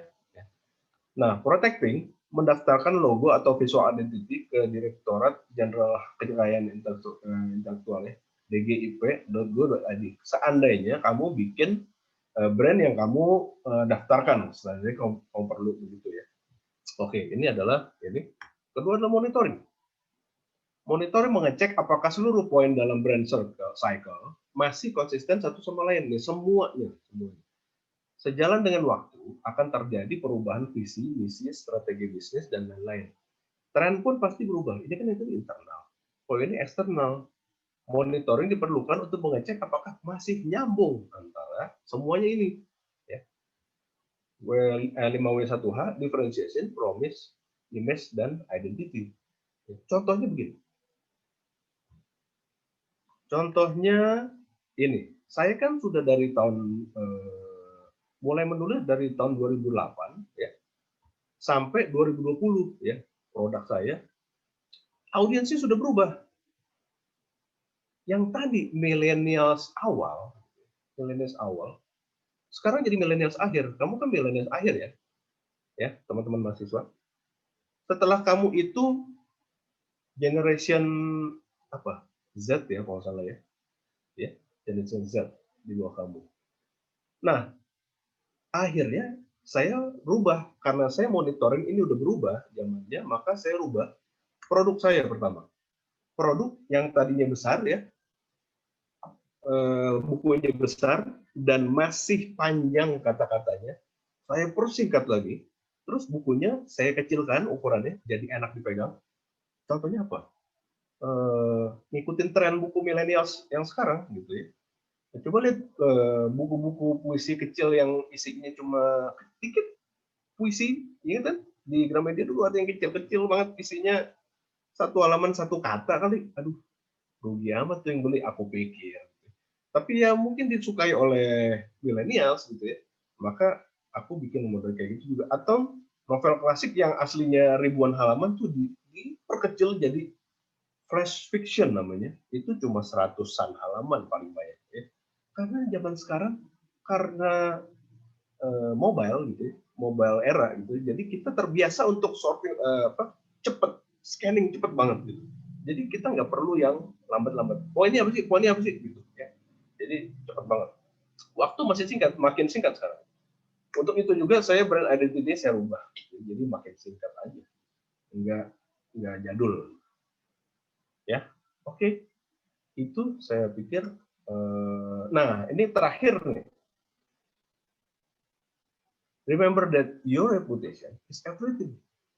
You build your personal brand through everything you do, whether big actions or small decisions, and that brand will stay with you throughout your career. Nah, jadi harus diingat bahwa reputasimu adalah segalanya. Ya. Kamu membangun personal brand lewat semua perbuatanmu ya. Apakah itu tindakan besar atau keputusan kecil? Brand itu akan tetap melekat di sepanjang karirmu ya. Jadi untuk ini nih, nasihat saya nih ya. Untuk yang masih sering telat, suka bolos, suka males, nipu-nipu dosen ya, nipu dosen dikit-dikit, nipu-nipu ortu ya, bohong-bohongin ortu dikit. Kalian tuh sebetulnya sedang memupuk personal brandingmu ya dari sejak sekarang. Bahkan dari hal-hal yang remeh sekali ya. Reputasimu, garis hidupmu itu, garis nasibmu di masa depan itu ada di tanganmu sendiri. Oke. Mau berubah atau enggak itu terserah kamu. Tapi kalau mau berubah harus dari sekarang. Kenapa? Karena perubahan itu butuh energi dan waktu ya. Misalnya nih, anggaplah ya. Hari ini kamu janji mau berubah, oke? Memangnya 5 tahun lagi kamu pasti sudah berhasil? 10 tahun lagi pasti sudah jadi orang yang berhasil kalau saat ini kamu berubah? Belum tentu. Jangan-jangan 20 tahun, 30 tahun lagi baru kamu berhasil. Karena itu, berubah harus dari sekarang. Gitu. Karena butuh waktu. Gitu teman-teman. Ini terakhir banget sekali ujangan saya di setiap presentasi biasanya. Waktu itu terus berlari. Sampai engkau menghentikannya dalam wujud sebuah karya. Karena karya adalah dokumentasi bahwa engkau pernah ada. Ya. Kita itu bersyukur punya talent untuk menghasilkan karya yang konkret. Ya. Itu bersyukur. Karena kalau kita bikin karya konkret, ya, maka itu lebih abadi daripada jiwa kita sendiri yang nanti udah nggak ada di dunia ini. Gitu. Ya. Buku saya, walaupun sayanya udah nggak ada, mungkin tetap akan dibaca orang. Tapi kan lebih abadi. Ya. Jadi, jangan bikin tugas ya kamu, tapi bikin karya. Oke? Saya pikir itu saja. Berikutnya adalah kontak. Silahkan kontak saya di sini. Instagram, terutama Twitter udah nggak dilihat-lihat. Suryanto Rustan. Atau ke email rustangrafis@gmail.com. Mau nanya apa silahkan. Mau ngobrol apa silahkan. Pasti saya balas dan saya layani. Dengan baik-baik. Itu saja teman-teman dari saya. Mudah-mudahan terinspirasi dan kamu mau berubah sekarang. Terima kasih. Mohon maaf kalau ada salah kata. Saya kembalikan ke panitia. Iya. Nah, terima kasih kepada Pak Suryanto yang telah menyampaikan webinarnya. Sekarang kita masuk ke sesi Q&A ya.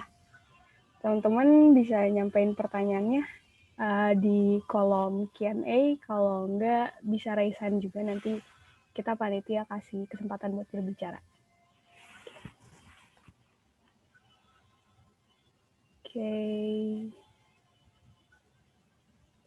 Oke. Ya, aku bacain ya pertanyaan pertama dari Mufidul Asman. Izin bertanya, Pak, untuk membangun sebuah brand itu step awal atau dasar itu pasti dibutuhkannya ide-ide.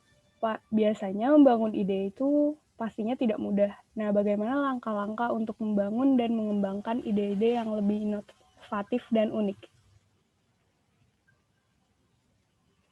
Iya, boleh dijawab, Pak? Ya, untuk membangun ide yang inovatif dan unik ya.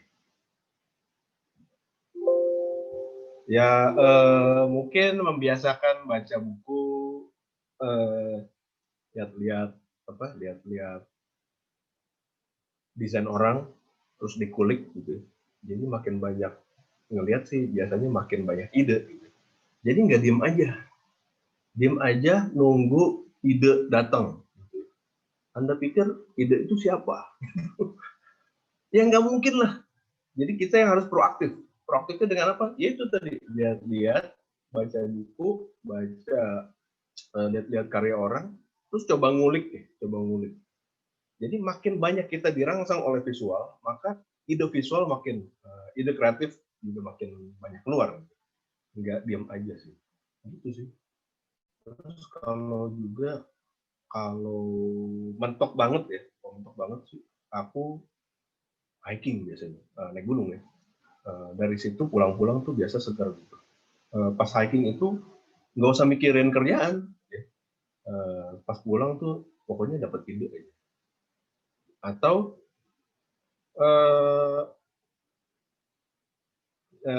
saat dimana sebelum tidur dan bangun tidur persis gitu ya. Saat kita masih fly gitu ya. Nah itu biasanya kalau saya butuh ide, kebanyakan sih sebelum bangun tidur saya nggak langsung bangun, tapi masih fly, barulah saya pikirin ide itu. Tapi harus diambang, jangan sampai jelas banget.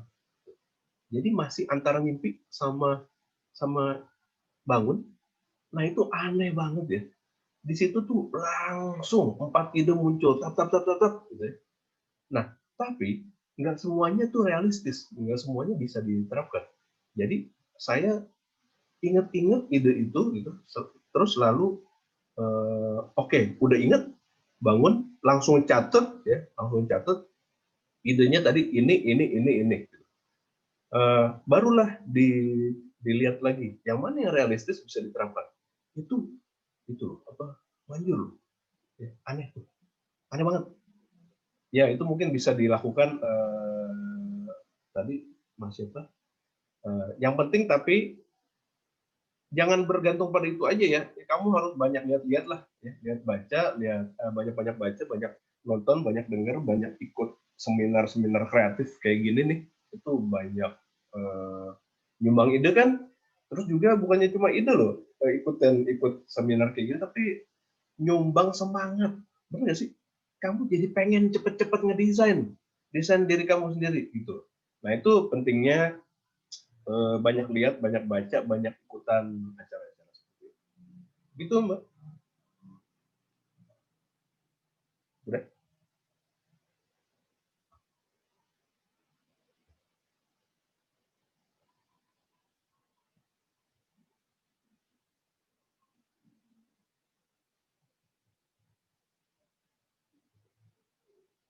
Halo? Iya, oke. Terima kasih buat pertanyaannya. Ini ada satu pertanyaan lagi Pak dari Samuel Inando. Ya. Mau bertanya soal kode etik desain seseorang. Apakah referensi bisa merusak suatu otentik atau ciri khas satu personel dalam berkarya? Atau apakah ada cara lain untuk mencari otentik itu sendiri? Atau ciri khas yang dapat orang langsung mengetahui bahwa itu adalah desain saya? Terima kasih. Zaman sekarang juga kan, oh masih ada ya? Udah? Jawab ya? Silakan Pak. Ya. Zaman sekarang mana ada sih yang otentik ya? Semua kayaknya udah pernah dibikin orang, dibuat orang gitu. Nah, yang penting adalah pengolahan di benak saya gitu kan ya. Jadi yang namanya creativity inovatif itu adalah penggabungan banyak sekali desain, banyak sekali creativity, banyak sekali ide-ide orang. Terus saya compile jadi saya gitu. Saya dalam arti ciri-ciri saya atau apa gitu. Ini orang nggak bisa dapat lagi, oh ini kayak ini nih, ini kayak ini, sampai nggak ketahuan. Jadi sebetulnya otentik tuh udah kayak gitu sekarang. Jadi sebetulnya campuran dari semua yang pernah kita lihat, yang pernah dibuat orang gitu. Nggak ada lagi yang sangat otentik kecuali Tuhan ya. Jadi cuma dia yang paling original, yang paling otentik. Manusia mah cuma bisa membuat aja yang apa yang pernah dia lihat. Nah, otentisitas tuh akan keluar sendiri kalau kamunya yang tadi saya bilang sering lihat, sering praktekin, ya, rajin praktekin, terus nggak berhenti, fokus, itu akan keluar sendiri. Jadi dari sekarang sih saya usul jangan membatasi style. harus bisa style ini, style itu, style ini banyak gitu. Tetap juga akan ada sendiri waktunya kamu pakai yang ini aja nih. Udah kita kan berubah ya, manusia kan berubah. Kamu 5 tahun lalu sama kamu sekarang tuh beda. Ya. 5 tahun lalu karya-karyamu ya masih begitu. Sekarang lihatin deh, mungkin lebih matang. Ya. Coba tunggu 5 tahun lagi, lebih matang lagi. Ya itulah yang disebut otentik gitu. Jadi itu akan ada sendirinya, lo nggak usah bingung, nggak usah bingung. Jadi yang penting ya tadi pelajari semua dulu, bikin style macam-macam, jangan batasin satu style kecuali kamu sudah jadi selebgram lewat ilustrasimu atau karya-karyamu. Ya, kecuali itu. Kalau misalnya kamu posting nih, udah satu posting 3.000 orang nge-like gitu, itu mah udah jadilah style kamu. Ya. Bukan karena beli follower ya. Tapi ngerti kan? Jadi kalau untuk yang likes-nya langsung ribuan, mungkin kamu tinggal dalami itu. Ya. Untuk yang likes-nya ya masih ratusan, puluhan, kamu tuh masih jadi dokter umum. Dokter umum belajari semuanya. Dokter umum juga bukan lebih rendah daripada dokter spesialis. Saya dokter umum. Ya. Saya tidak menspesialisasikan diri pada apa. Saya pelajari semuanya. Ya. Gitu. Jadi tenang saja. Yang penting belajar terus, praktekin terus. Nanti kamu akan ketemu kamu otentiknya di mana.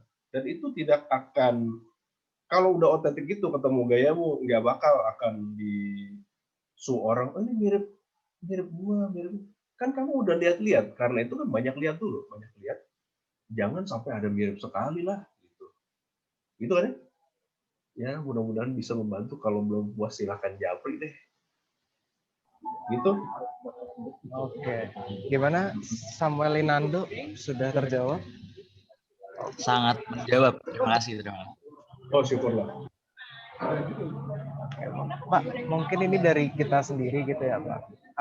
Ada pertanyaan, mau tanya, kalau saat kita self branding nih, kita harus be ourselves atau be the one kayak audience atau market kita minta?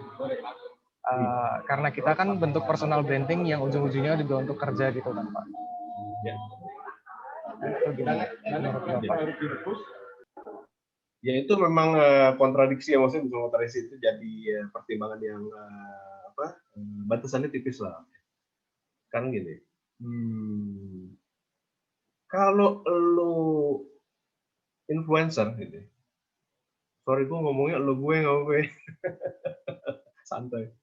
Kalau lo influencer, ya, lo influencer maka lo mau nggak mau mengabdi pada rakyat, ya kan, netizen.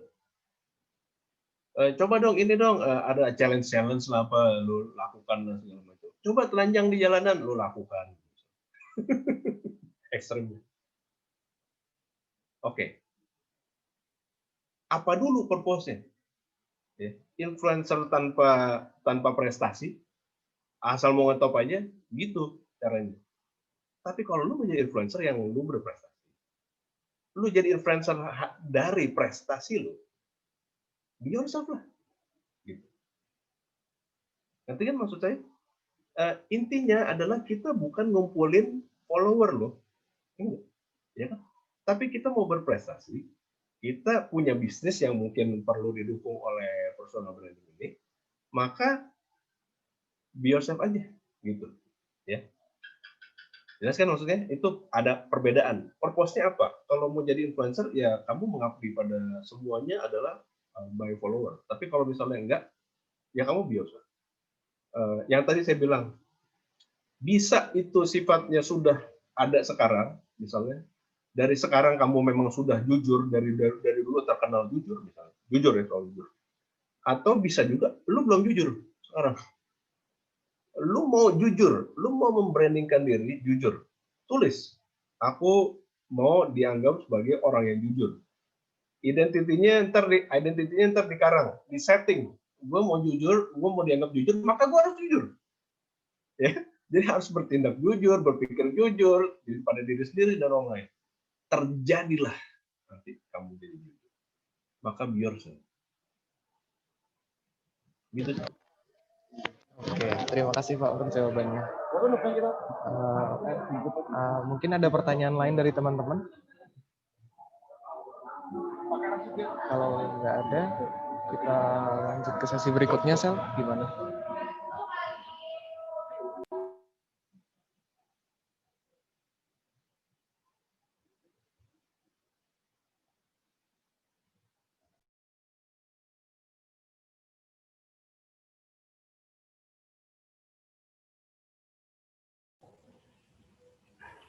Oke. Ternyata tadi mic gue nggak nyala. Sesi pertanyaannya cukup sampai di sini aja. Kalau teman-teman masih penasaran dan ingin tanya-tanya lebih lanjut lagi mengenai hal-hal yang tadi Pak Rustan udah sampaikan, bisa mengunjungi sosial medianya ya, @suryantorustan. Oke. Nah, jadi kita ada Certificate of Appreciation nih kepada Pak Suryanto karena sudah memberikan ilmu yang sangat bermanfaat pada saya dan itu hari ini. Kami ucapkan terima kasih kepada Pak Suryanto yang telah bersedia hadir dan membagikan ilmunya pada sore hari ini. Semoga acaranya berkesan ya Pak. Dan semoga hadir lagi nantinya di acara Visit Presiden University yang lainnya. Kami juga minta maaf jika terdapat kesalahan ataupun kekurangan di acara kami. Sama-sama.